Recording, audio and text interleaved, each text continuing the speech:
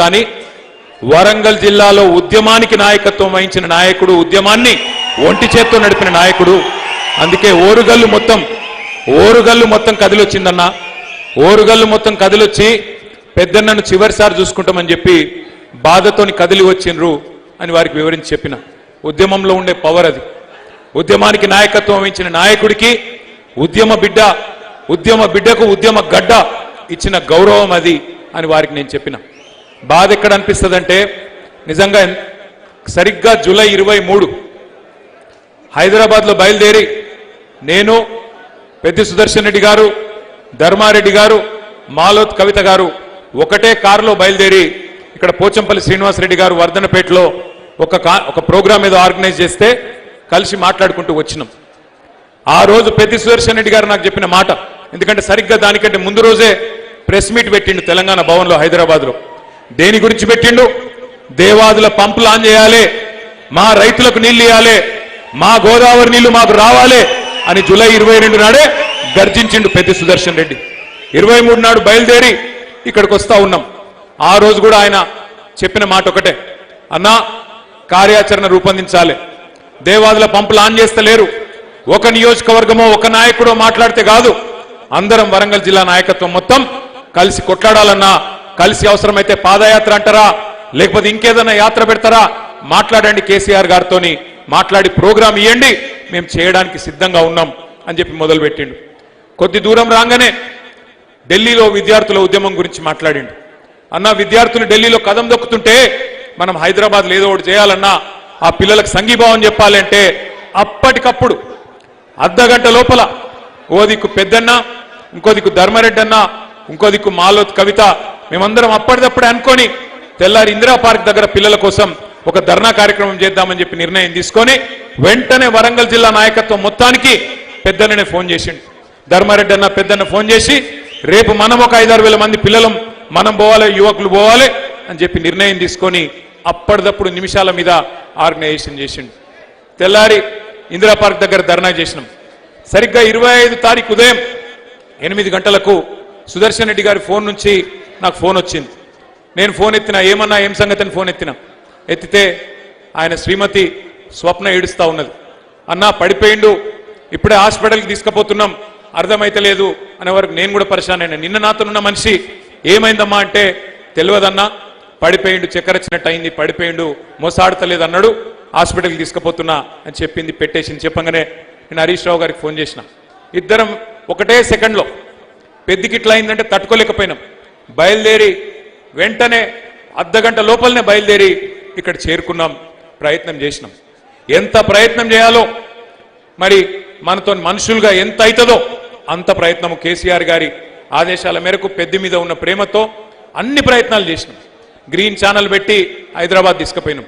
ఇక్కడ వైద్యం, ఇంకా మెరుగైన వైద్యం కావాలని చెప్పి అక్కడ కూడా దనలాడినాం.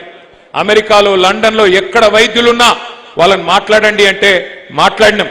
వాళ్ళతో కూడా సలహాలు తీసుకున్నాం.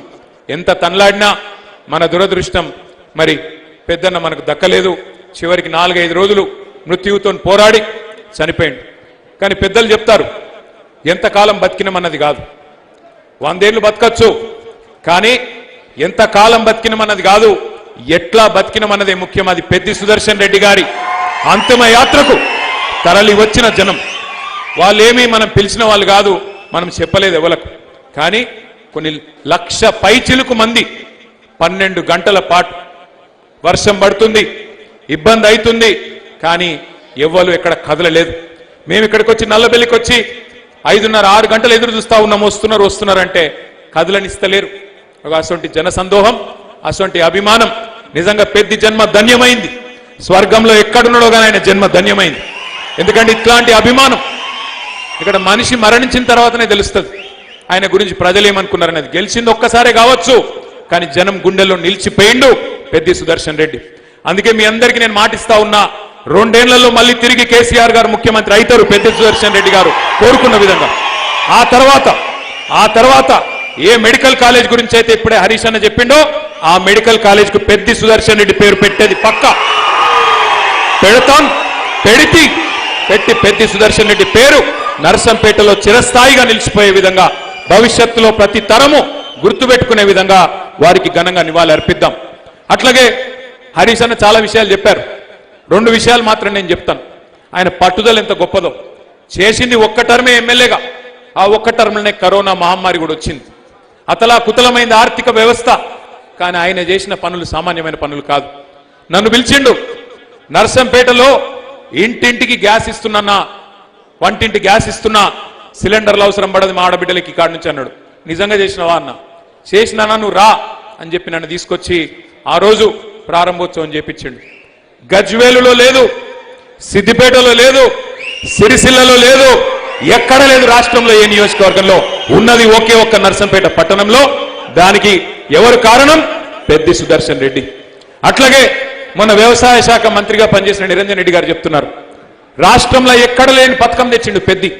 ఒక 100 కోట్ల రూపాయలు మా రైతులకిచ్చి పనిముట్లు ఇవ్వాలి ప్రత్యేకంగా అని చెప్పి ఒక ప్రాజెక్టు తీసుకొని కేసీఆర్ దగ్గర పోయింది. కేసీఆర్ గారు అడిగింది ఎక్కడ లేదా బడ్జెట్లో లేదంటే, నాకు అదంతా తెలియదు సార్, మా నర్సంపేటకి ఇయ్యాలి అని మంకు పట్టు పట్టి అటు వ్యవసాయ మంత్రిని ముఖ్యమంత్రిని కొట్లాడి ఒప్పించి సాధించిన గొప్ప నాయకుడు, గొప్ప అభ్యుదయవాది పెద్ది సుదర్శన్ రెడ్డి. ఆయన గురించి చెప్పుకుంటూ పోతే చాలున్నాయి. కానీ తెలంగాణ రాకమునుపు ఆయన చేసిన పోరాటం ఒక ఎత్తు అయితే, తెలంగాణ వచ్చినాక ఆయన చేసిన పోరాటం, మళ్ళీ ప్రతిపక్షంలోకి వచ్చిన తర్వాత ఆయన చేసిన అద్భుతమైన కార్యాచరణ మరొక ఎత్తు. అందుకే మనం ఆయనకి ఇచ్చే నిజమైన నివాళి. ఒకవైపు ఆ కుటుంబాన్ని కంటికి రెప్పలా కాపాడుకోవాల్సిన బాధ్యత మన మీద ఉన్నది.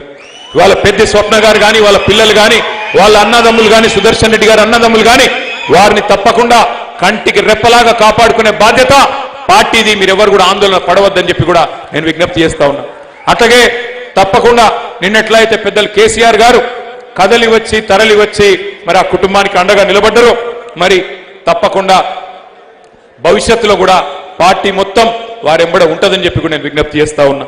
అట్లాగే మా సోదరులు నర్సంపేట మెడికల్ కాలేజీలో పుట్టిన ప్రతి బిడ్డ, అట్లాగే గలగల పారే పాకాలలో దుంకుతున్న గోదావరి జలాల్లో పారే ప్రతి నీటి బొట్టు తప్పకుండా పెద్ది సుదర్శన్ రెడ్డిని చరిత్ర గుర్తుపెట్టుకుంటది.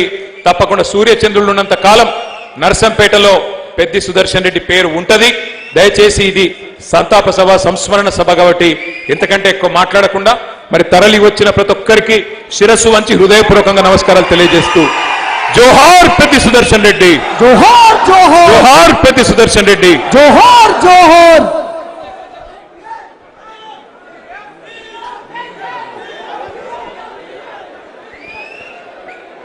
సార్ పోయినా